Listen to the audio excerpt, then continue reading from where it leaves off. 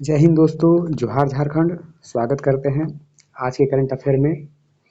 आज का जो करंट अफेयर है वो 30 अगस्त और 21 अगस्त का एक साथ कंपाइल करके दिया गया है। झारखंड का करंट अफेयर में सबसे बड़ी बात यह है दोस्तों कि जो मोस्ट इम्पोर्टेंट करंट अफेयर हैं, जो एग्जाम के पॉइंट ऑफ व्यू से इम्पोर्टेंट है या वैसे करंट अफेयर जो कभी कभार बनते हैं, उनको ही लिया गया है। तो चलिए अब हम लोग शुरुआत करते हैं। ठीक है, कुछ ऐसे करंट अफेयर हैं जो राष्ट्रीय और अंतर्राष्ट्रीय लेवल के भी है, लेकिन आपके एग्जाम में पूछे जा सकते हैं। मैंने उनको भी लिया है। तो चलिए पढ़ते हैं पहले करंट अफेयर की तरफ। पहला प्रश्न है दोस्तों, आईएमएफ, ध्यान रखिए दोस्तों, आईएमएफ के कार्यकारी निर्देशक कौन बने हैं? ठीक है, आईएमएफ के कार्यकारी निर्देशक किसे बनाया गया है, ये कौन बने हैं? आप ऑप्शन लिख सकते हैं दोस्तों। ठीक है, शक्तिकांत दास, उर्जित पटेल, के वी सुब्रमण्यम और चंद्रशेखर राय। ठीक है, इसका सही उत्तर है दोस्तों उर्जित पटेल। ठीक है, सही उत्तर क्या होगा दोस्तों? उर्जित पटेल। इनका पूरा नाम उर्जित आर पटेल है। ये 2017 में ये आरबीआई के गवर्नर थे। ठीक है ना, रिजर्व बैंक ऑफ इंडिया, ध्यान रखिए दोस्तों, भारत का जो बैंक है, ठीक है, जो प्रमुख बैंक है, ये सबसे बड़ा बैंक है आरबीआई, उसके ये गवर्नर रह चुके हैं। तो इनको अभी वर्तमान समय में आईएमएफ का कार्यकारी निर्देशक बनाया गया है। चलिए पूरी बात पढ़ लेते हैं दोस्तों, ध्यान रखिएगा यहाँ पर।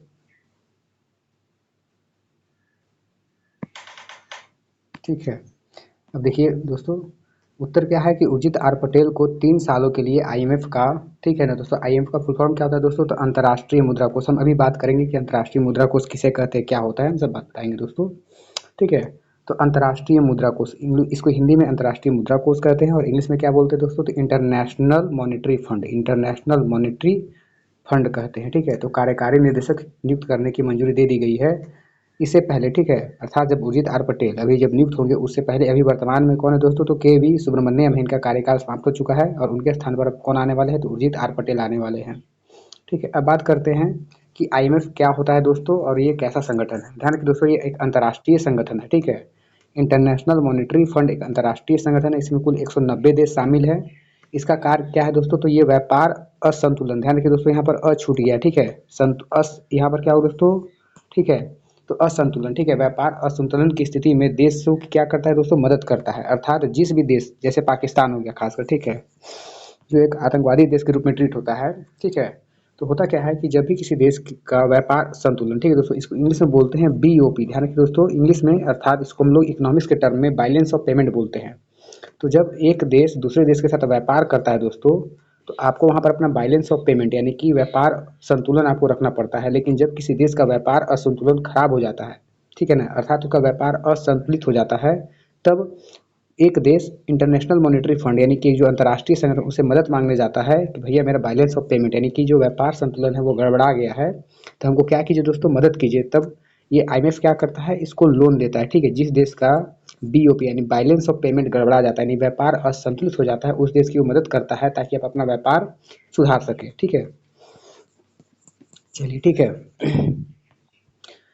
अब दूसरी एक संस्था का नाम मैं एक बार और लेना चाहूँगा दोस्तों। एक होता है दोस्तों डब्ल्यूटीओ। ठीक है, ये कल के प्रश्न में था, ध्यान रखिएगा, डब्ल्यूटीओ। तो आईएमएफ और डब्ल्यूटीओ दोनों एक जैसी संस्था है, यानी कि इंटरनेशनल मॉनेटरी फंड और डब्ल्यूटीओ, ये भी क्या करती है दोस्तों? देशों को लोन देती है। ठीक है, ये देश को लोन देने का काम करती है, ये भी देश को लोन देने का काम करती है। दोनों क्या है? दोनों एक अंतर्राष्ट्रीय संगठन है और दोनों देश लोन देने का काम करती है। फर्क सिर्फ इतना है दोस्तों कि इंटरनेशनल मॉनेटरी फंड जब देश को पैसा देती है, ठीक है, जिस देश की मदद करती है, पैसा देती है, तो उसकी स्थिति कब वो देती है दोस्तों?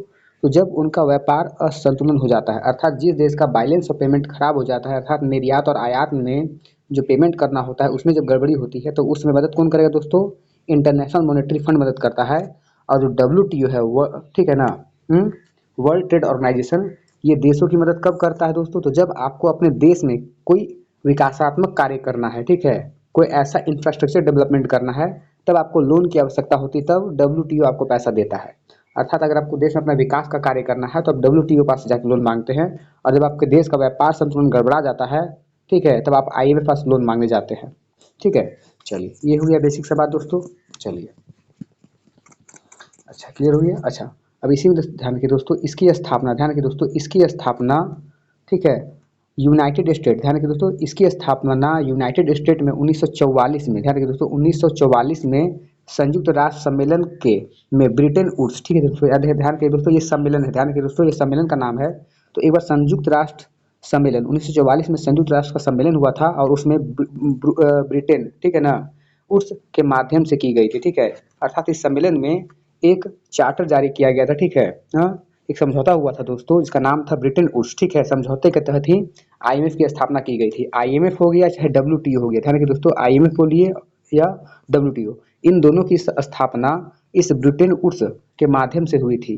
और इसका जो मुख्यालय वर्तमान समय में है, ध्यान रखिएगा, इसका जो मुख्यालय है ये कहाँ है दोस्तों, तो ये वाशिंगटन डीसी में है, ठीक है ना, यूनाइटेड स्टेट। अच्छा, जो आपका जो अमेरिका हो गया, ठीक है, आपका जो अमेरिका की जो राजधानी है कहाँ होगी दोस्तों, वाशिंगटन डीसी। तो वहीं पर इसका आपको मुख्यालय देखने को मिलेगा, वाशिंगटन डीसी। कहाँ पड़ गया, अमेरिका में पड़ गया, यूनाइटेड स्टेट में पड़ गया। चलिए अब बात करते हैं अगले प्रश्न की तरफ दोस्तों, ध्यान रखिएगा। अब बात करते हैं, देखिए अगला प्रश्न आपका ये है दोस्तों, ठीक है। अगला प्रश्न आपके लिए ये है कि जिमड़ी परियोजना का संबंध किससे है। ध्यान रखिए दोस्तों, जिमड़ी, ठीक है, ये झारखंड की परियोजना है, ठीक है, झारखंड सरकार द्वारा चलाई गई परियोजना है। तो जिमड़ी परियोजना का संबंध किससे है, तो छोटे उद्योग, खेती, तकनीकी सुधार या महिला। तो ध्यान रखिए दोस्तों, जिमड़ी परियोजना का संबंध खेती से है, ठीक है। इसका सही उत्तर क्या होगा दोस्तों, तो जिमड़ी परियोजना का संबंध किससे है दोस्तों, खेती से है। अब पूरी बात जान लेते हैं दोस्तों, क्या है, ध्यान रखिएगा। तो जिमड़ी परियोजना, जी परियोजना का मतलब क्या होता है दोस्तों, तो झारखंड माइक्रो ड्रिप इरिगेशन, ठीक है दोस्तों। आप लोग ध्यान रखिए दोस्तों, माइक्रो ड्रिप इरिगेशन का क्या मतलब होता है दोस्तों, इसका समझ होता है दोस्तों कि आपको खेती इस प्रकार करनी है, ध्यान रखिए दोस्तों, आपको खेती इस प्रकार करनी है कि आप पानी की बचत कर सके, पानी की क्या कर सके दोस्तों, बचत कर सके। इसलिए बहुत जगह, ठीक है, ड्रिप इरिगेशन के माध्यम से, ड्रिप इरिगेशन मतलब क्या होता है दोस्तों, ठीक है, ड्रिप इरिगेशन मतलब क्या होता है कि ड्रॉप बाय ड्रॉप, ठीक है, क्या होता है दोस्तों, यानी कि फसल को ड्रॉप बाय ड्रॉप पानी पहुंचाना, ठीक है। जहां पर आप मान ली खेती बाड़ी कर रहे हैं, जैसे आपका खेत हो गया, ठीक है, तो आपको यहाँ पर जो फसल लगे हुए हैं, ठीक है, इसमें जो फसल है उसको क्या करना है दोस्तों, तो ड्रॉप के माध्यम से, ठीक है, ड्रॉप के माध्यम से एक ऐसा सिस्टम बनाया जाता है जहाँ पर आप ड्रॉप के माध्यम से फसल को पानी देते हैं, इससे पानी की बर्बादी कम होती है, ठीक है। तो इस परियोजना की शुरुआत झारखंड में की गई है। और इसमें क्या है दोस्तों, तो झारखंड माइक्रो ड्रिप इरिगेशन का संबंध किससे दोस्तों, खेती से है। और इसमें ड्रिप सिंचाई तकनीक, ध्यान रखिए दोस्तों, ड्रिप सिंचाई तकनीक वही आपको जो बता रहे थे, ठीक है दोस्तों, यानी कि, ठीक है, इसमें मतलब जो फसल होती है उसको ड्रिप सिंचाई के तकनीक के माध्यम से यहाँ पर खेती की जाती है। इससे क्या होता है दोस्तों, पानी की बचत होती है, पानी की बचत होती है। अच्छा, इसमें क्या कहा गया दोस्तों, चलिए, इसमें ये कहा गया है कि इसे झारखंड राज्य आजीविका मिशन के तहत चलाया जा रहा है। ध्यान रखिए दोस्तों, ये किस मिशन के अंतर्गत चलाया जा रहा है, तो झारखंड में झारखंड राज्य आजीविका मिशन चलाया गया है और उसके तहत ही इस परियोजना की शुरुआत की गई है। और इस परियोजना का संचालन ग्रामीण विकास विभाग के द्वारा किया जा रहा है, ठीक है, अर्थात जो ग्रामीण विकास विभाग है उसके द्वारा ही इस परियोजना का संचालन किया जा रहा है, ठीक है। और किस मिशन के तहत आता है दोस्तों, तो झारखंड राज्य आजीविका मिशन के तहत ये चलाया जा रहा है, ठीक है। इसका संबंध किससे दोस्तों, खेती से है। इसमें क्या होता है, झारखंड माइक्रो ड्रिप इरिगेशन यानी जिमड़ी परियोजना, जिमड़ी का फुल फॉर्म क्या होगा दोस्तों, ध्यान से देखिएगा, जिमड़ी का मतलब क्या हो गया, झारखंड माइक्रो ड्रिप इरिगेशन, अर्थात ड्रिप सिंचाई के माध्यम से खेती बाड़ी करना। चलिए, यहाँ तक क्लियर हो गया है, आगे बढ़ते हैं। अब देखिए, अभी वर्तमान में ये आज का करंट अफेयर है दोस्तों, ठीक है। प्रश्न ये है कि संघाई संगठन, ध्यान रखिए दोस्तों, संघाई सहयोग संगठन, जिसको आप नाम सुनते हो दोस्तों, एससीओ, ठीक है, आप बहुत नाम सुने होंगे, अर्थात नहीं सुने होंगे तो हम सुना देंगे आपको आज, ठीक है। तो एससीओ, संघाई सहयोग संगठन का मुख्यालय कहाँ है, तो काठमांडू, मॉस्को, संघाई और बीजिंग, ठीक है। जैसे उत्तर हो गया दोस्तों बीजिंग, ठीक है।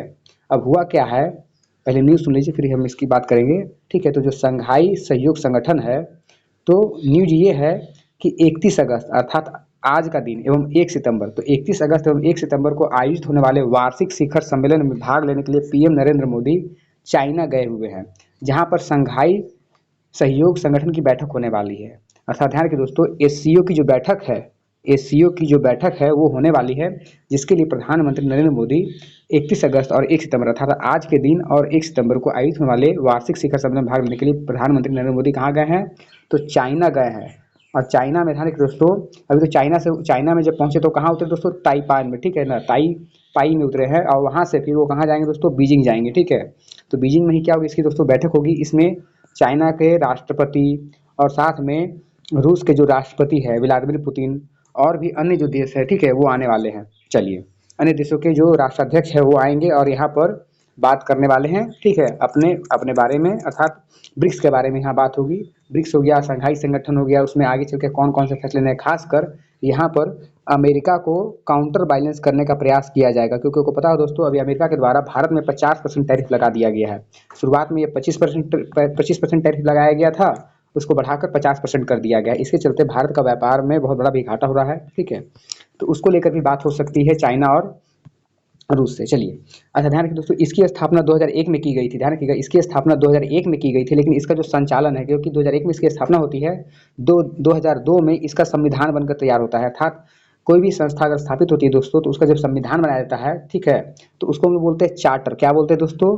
चार्टर, ठीक है। अर्थात जैसे भारत का संविधान का अपना जो है ना कानून, उसी प्रकार जब भी कोई संगठन तैयार होता है, बड़ा बड़ा संगठन, ठीक है, उसके लिए उसका जो संविधान तैयार होता है और उसमें जो अनुच्छेद होते हैं, उसको हम लोग क्या बोलते हैं दोस्तों? चार्टर बोलते हैं।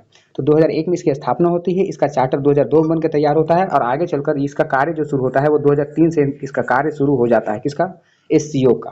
अच्छा, इस संगठन के संस्थापक देश कौन थे? ध्यान रखिएगा, इसके संस्थापक देश में भारत शामिल नहीं था, भारत बाद में जाके शामिल होता है। इसके संस्थापक देश में कौन है दोस्तों? इसको इसमें टोटल 5 देश संस्थापक देश थे। पहला था कजाकिस्तान, फिर चाइना, फिर किर्गिस्तान और फिर रसिया, ठीक है। चलिए दोस्तों, ठीक है, किर्गिस्तान, रसिया और ताजिकिस्तान इसके संस्थापक देश थे। बात समझ में आया कि नहीं आया दोस्तों? चलिए, ठीक है। अच्छा, भारत और पाकिस्तान 2017 में इसके सदस्य बने। भारत और पाकिस्तान इसके 2017 में इसके सदस्य देश बनते हैं, और आगे चलकर 2021 में ईरान को भी इस संगठन में शामिल कर लिया जाता है। चलिए आगे बढ़ते हैं यहाँ पर दोस्तों, ठीक है। अगले प्रश्न तरफ बढ़ते हैं, ठीक है। देखिएगा,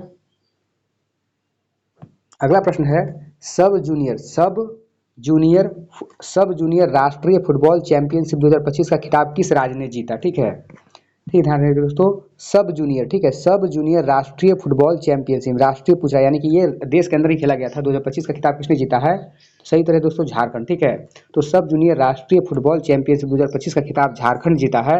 और इस चैंपियनशिप का आयोजन, ध्यान रखिए दोस्तों, इस चैंपियनशिप का आयोजन कहाँ किया गया था? तो इस चैंपियनशिप का आयोजन असम में किया गया था। ध्यान रखिए दोस्तों, इस चैंपियनशिप का आयोजन कहाँ किया गया था? तो जोरहाट, ठीक है, जोरहाट, असम में एक जगह है जोरहाट, वहाँ पर इसका आयोजन किया गया था। इसमें झारखंड ने मणिपुर को 3-2 से हराकर ट्रॉफी पर कब्जा जमाया, ठीक है ना। तो किसको हराया है? झारखंड ने मणिपुर को हराया है। और कहाँ आयोजन हुआ था दोस्तों? असम में, ठीक है दोस्तों। कोई बड़ी बात नहीं है, यहाँ तक आपको बात समझ में आ गई होगी दोस्तों, ठीक है। चलिए, ठीक है, मैं आपसे एक निवेदन करना चाहता हूँ दोस्तों, जितने भी लोग इस चीज़ को देखते हैं, ठीक है, अपने दोस्तों को शेयर कीजिए। अगर आप सुझाव देंगे तो इससे बेटर वे में मैं आपके लिए करंट अफेयर लेकर आ पाऊँगा। और बाकी भी सब्जेक्ट का मैं धीरे धीरे तैयार कर रहा हूँ कि आपको सारे प्रीवियस ईयर पेपर करवाया जाए, ताकि जब तक शेयर नहीं कीजिएगा तब तक पता नहीं चलेगा, क्योंकि आपका कमेंट नहीं आ रहा है दोस्तों, ठीक है। आई होप आपको समझ में आ रही होगी दोस्तों। चलिए, फिर से आपसे दोबारा कल मिलेंगे दोस्तों। सभी को एक बार जोहार, झारखंड।